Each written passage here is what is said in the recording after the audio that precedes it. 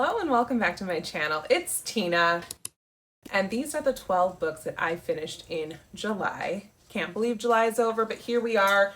It is time to do my monthly wrap up, and it was an okay month. Not a ton of 5-star reads, which is fine. I think I had one 5-star overall. I did have some good thrillers though, which I like, and I have an under the radar thriller to share, which is always my favorite type of books to uncover. But let's get into some of the nitty gritty. Before I begin, if you're not subscribed already, I would love it if you would subscribe to my channel. I'm trying to get to 10,000 subscribers by the end of the year. Don't forget to like this video and leave me a comment and let me know your favorite book that you read in July. Diving in, I finished 12 books, which Goodreads tells me is about 3,956 pages. Now, I did a lot of these not in print, which is typical for me. I had 75% audiobooks, 17% print, and 8% ebooks. So I had a little bit more variety. It's not totally audiobooks. I also had a fair amount of thriller and mystery. 9 of the books that I read are tagged as thriller mystery, and then 4 are tagged as literary. Now that math doesn't work, but I think there's multiple tags, so we're just going to go with it. I'm looking at the story graph right now. The average rating is 3.86, so I would say I had some that I loved and then some that I probably wouldn't recommend, but again, overall still pretty decent. So some of the diversity statistics, I had 12 women, so all of the authors I read were women, 3 were non-American authors, 3 were BIPOC, and 3 books had some queer representation in them.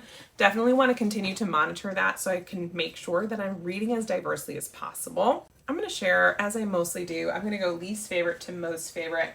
And I feel bad. To that end, the first book that I will be sharing is Chloe by Connie Bristow. And this is one that I grabbed off the library shelf. I knew nothing about it. And it's not a bad book. I just think, wow, did it not live up to its full potential. This one is the book that's about a chef who ends up getting married to a billionaire, and she is constantly living under the shadow of his deceased wife and begins to wonder, okay, how is it that she really died, and am I in danger? I thought the first half of this book was pretty good when I knew nothing about it, and I enjoyed the ride. I liked being on Martha's Vineyard for the first half of it, but the latter half was just not good. I really think it was just a letdown, honestly. So anyway, I won't stay here long. It's short, and I'm glad I tried a new author. I definitely would seek out Connie Bristow again because I noticed that she has a lot of books. But for this one, I would say Chloe's not for me. I gave this one 2.5 stars. Next is The Enchanted by Renee Denfeld. I liked some elements of this. Overall, it was just not my style. This is magical realism set on death row, and if that sounds like your jam, then definitely go for it. It's well written. It was just not my particular cup of tea. Again, though, another author I can see is talented, and I want to try her book, The Child Finder. She has a couple that I'm actually interested in, but I do like this cover, and I'm happy to add it to my red shelves behind me. This one I gave 3 stars. This one's a bit of a surprise. It's Notes on Infinity, and I'm surprised that I ranked it so low. This is a debut, and I grabbed it because it was comped to Tomorrow and Tomorrow and Tomorrow, and it sounded to me like it had potential. The author went to Harvard herself, so the characters in it felt very real. They are Harvard scientists who go to lab and discover the cure to aging, basically. And then there's a big falling out and things like that. I just think, God, there was no emotion behind it. It was not emotional like I hoped or thought it would be. I also didn't care for the ending, although I see why the author chose to end it the way she did. I wonder if she sort of wrote herself into a corner, because I don't see how else you could have ended it. Overall, I think it's a good debut, but probably not one that I would recommend widely. I gave it 3.25 stars. Next is The Retirement Plan by Sue Hinsenberg. This one is a caper. It is silly, and it was pretty entertaining. It's about 4 couples that get along really well. They hang out a lot, but years ago they sort of got caught up in this plan to make a lot of money, and it ended up going south, so they lost a lot of money. And then one of them dies, and his widow, she's sort of living the high life because she gets his insurance money and she ends up moving down to Florida. So the other 3 women are like, you know what? What if we off our husbands and collect on their insurance plan? But the men are not going down that easy. This was not bad. It honestly was pretty entertaining. I think it's in the vein of maybe like a Finley Donovan. I don't read a lot of maybe cozy mysteries or cozy thrillers like that, so I don't know that I knew what to expect, but it was pretty fun given how dark the subject matter is. Overall, I gave this one 3.5 stars. Now we get into the ones I would recommend. It's Marriage at Sea by Sophie Elmhurst. This one is nonfiction. It's a true story of love, obsession, and shipwreck. And I don't think I told you guys about this one in any vlogs. This one is really interesting. I added it to my summer bonanza list because my friend Renee told me that if she didn't know it was nonfiction, she never would have believed it. If she thought it was fiction, she'd be like, this is too silly. That could never happen. And I totally see what she's getting with that. This story is pretty wild. I recommend going in knowing as little as possible because I had some of the details spoiled to me, and I think that diminished my enjoyment of it. It's this couple that decide to sell everything and sail across the world. They have a boat, and then their boat sinks and they are stuck on a raft together for a really long time. And I'll leave it at that. Some of the details were wild. You will definitely want to Google these people afterward and see some of the photos because it really is an incredible story. I like the first half better. The second half just petered out, but I can see, I mean, it's just these people's real story, but the beginning and middle were very interesting. I gave this one 3.75 stars. Then I read Night Watcher by Daphne Wollstonecraft, and I really thought that this was going to be the thriller of my dreams, and I did like it quite a bit. This one is scary, so it's kind of a horror thriller mashup. I think the author intended for it to lean more horror, and I definitely will give her props. It was scary in circles. It was scary at parts, and she, the author, is a true crime podcaster herself, and her main character is a radio show host who tells these creepy true stories, and it ends up having a tie-in to a crime she was involved in when she was young. And she fears this person is back again. This one does play on a lot of fears. I liked that very much, but there were just some things about it that were a little bit unbelievable for me, and that says a lot because I can go with it and I don't mind books, especially thrillers that go over the top. This one though, I just didn't get the motivation for some of the characters, and I'll leave it at that. Still recommend it. Audio was good. Gave it 4 stars. We Don't Talk About Carol by Kristen L. Berry. This one was fabulous. I really liked it. This one is about a woman who used to work as an investigative journalist but had a little bit of a mental breakdown, and so she transitioned industries, but then her grandmother passes away and she discovers that she had an Aunt Carol who disappeared something like in the early 1960s, and she never knew about her, and so she decides to use her skills to uncover what it is that really happened to Carol. And she finds out that she wasn't the only one that disappeared. There were other women in their area that disappeared, and people just said, okay, they're missing, whatever, they ran off on their own. This one is a slow burn. It's not like a rip-roaring thriller, but I liked it. I thought it's a solidly crafted mystery, and I love what the author said in her acknowledgments, and I talked about this in the vlog. She talked about the disproportionate number of Black people that are reported missing in America each year, and really wanted to spotlight that. I think this one's really well written, and Kristen L. Berry is an author to watch. I'm giving this 4.25 stars. Another one that got 4.25 stars is The Summer That Melted Everything by Tiffany McDaniel. And I'm so happy to have read this. I know Tiffany McDaniel. I read her book Betty. It was heartbreaking and incredible, and I really want to read her other one. This is her debut, I believe. Yeah, this is her debut. And this one, gosh, it's about the Breathe It, Ohio, when the devil comes to town one summer. And not to make light of that, but I feel like the devil might have come to the Midwest lately because it's literally been 90 degrees and incredibly hot and humid each day. So I think this is a perfect summer book. Kudos to whoever created this book too. I thought my copy got water damage, but no. It's just the design of the cover, which I think is so perfect for what's within it. This one's emotional. This one will probably make you cry. It's a family story, and gosh, it's just a really melancholy, sad, wonderful, really well crafted story. And I love this author. All right, Slanting Towards the Sea. This one is set in Croatia, and this is sort of a love triangle.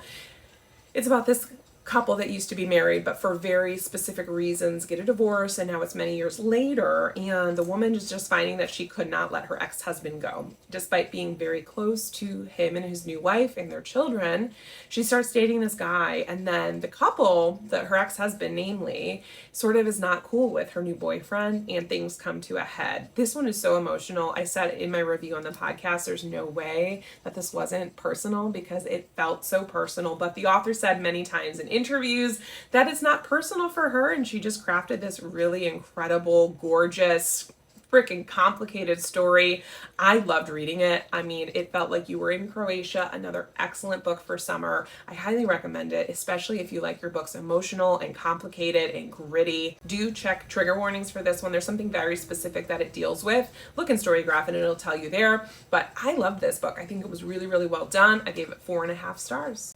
Next is one that's very polarizing, and it was definitely for me. It's Aisling Rowell's The Compound. This is GMA's book club pick. It's also Book Talk Etc's community read for July. So we are going to be discussing this tomorrow night. But man, I loved this book. They're calling it Love Island meets Lord of the Flies, and I sort of get that, but I'm almost getting a little bit of the Traitors, a little bit. I do see the Love Island in that they are pairing up and they're sleeping in people's beds, and if you don't have a bedmate, you get kicked off the show.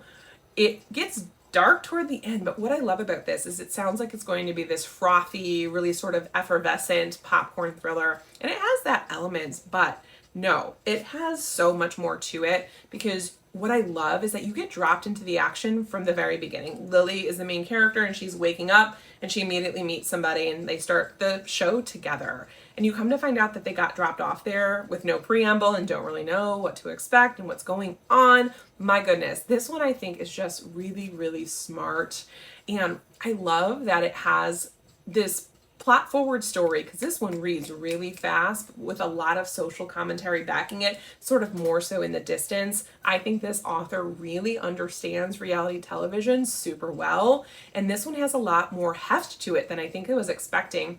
Comps for me for this one is actually I Who Have Never Known Men. I think that's a really good comp, and I haven't seen anyone make it, but I definitely got that vibe of like otherworldliness, uneasiness, you're unsettled. And I thought it was excellent. Gave it 4.5 stars. This one took me by surprise. Everyone is Lying to You, Joe Piazza. I thought it was going to be fine, but I didn't expect to love it, but I did love it. This one is about friends who used to be really close in undergrad, and then one goes through this total rebrand, and she becomes a trad wife influencer with millions of followers, but not everything that glitters is gold, and she calls in her old friend, who's now a journalist, to really tell her life story and break things wide open. Things pop off at an influencer conference, and I just loved this one. I had so much fun reading it. There's twists, there's turns. I thought there was good insight on influencer culture. I will say some of the characters made me annoyed, particularly the main character, but I was totally fine with that. I thought it was fun. There's some good reveals and a lot of twists. It almost reminded me a little bit of a John Mars book in the direction that it went, and that is a compliment. I gave this one 4.5 stars, but I might bump it up to 5. I don't know if I'm being stingy or what.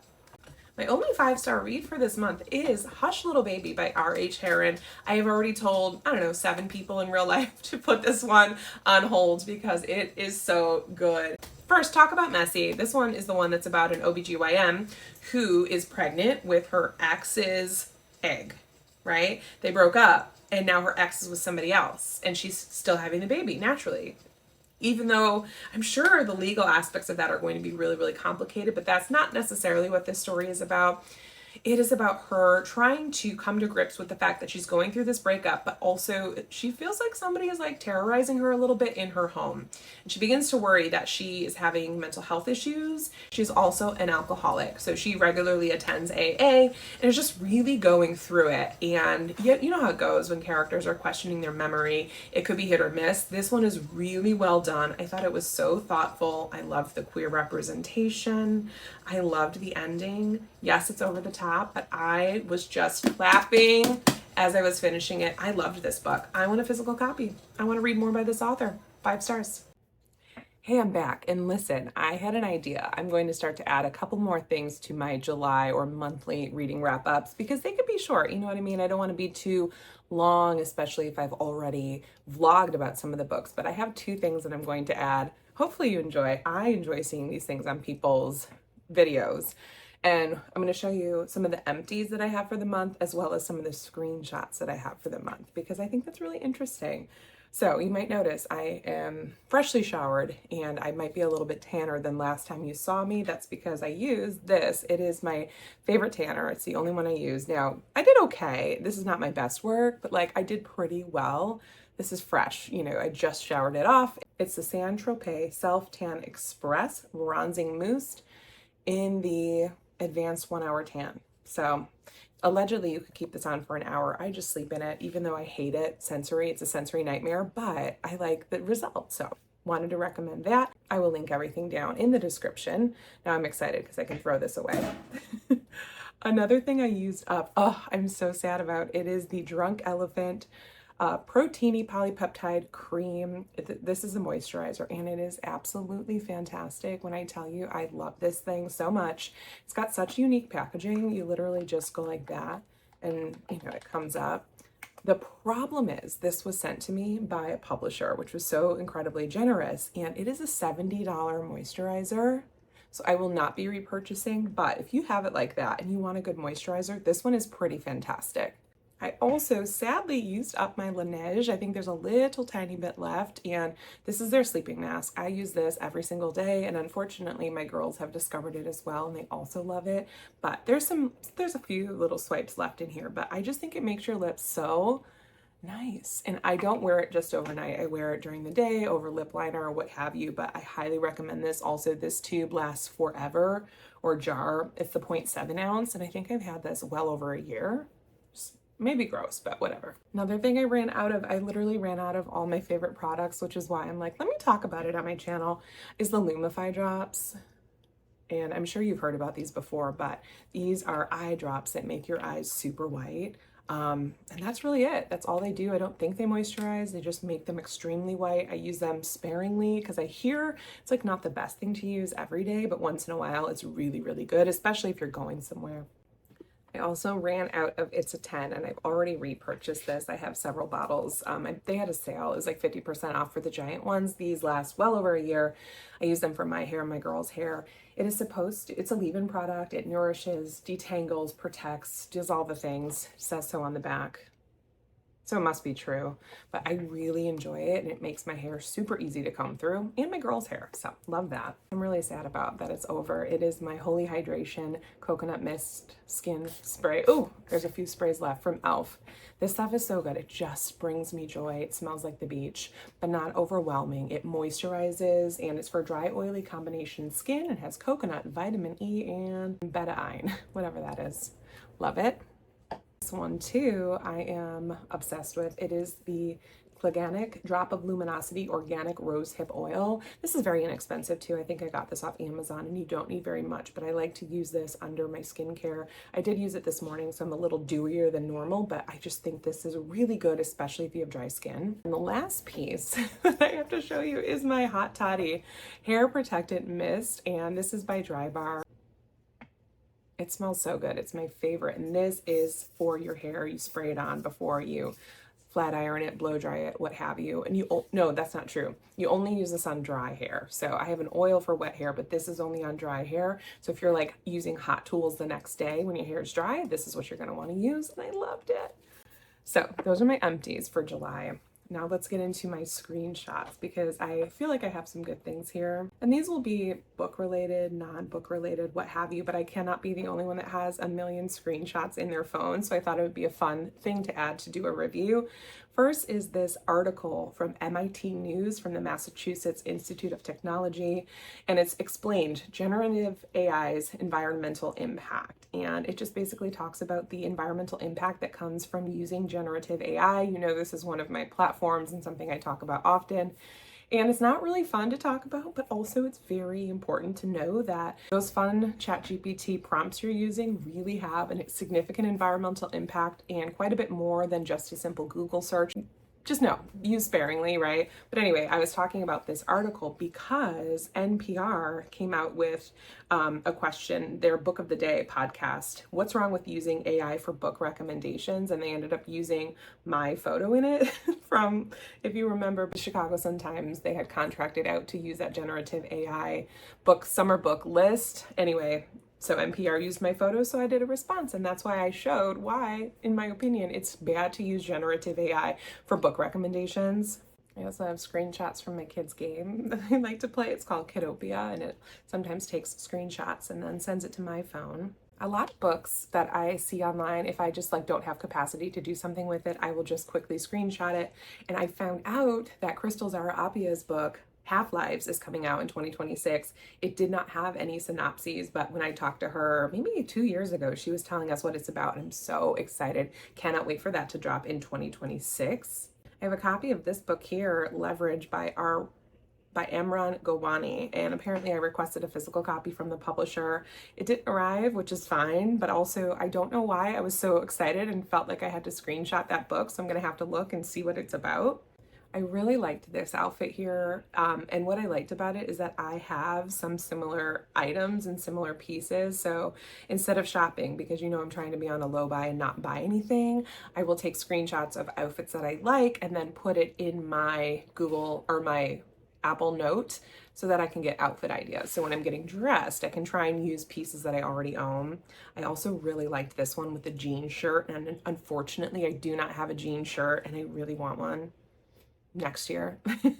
Also screenshot Novelist Plus, if you don't know about that. That was one of my loving latelys, and it's a really great way to get book recommendations. It's run through your local library through EBSCO, and they have a ton of lists, like books if you liked Love Island, you know, that sort of thing. And there's a ton of recommendations in there and a lot that I hadn't heard of, which takes a lot to do. I have a board jar activity list for kids. Can you tell it's getting toward the end of the summer when my kids are just incredibly bored? So screenshotted that.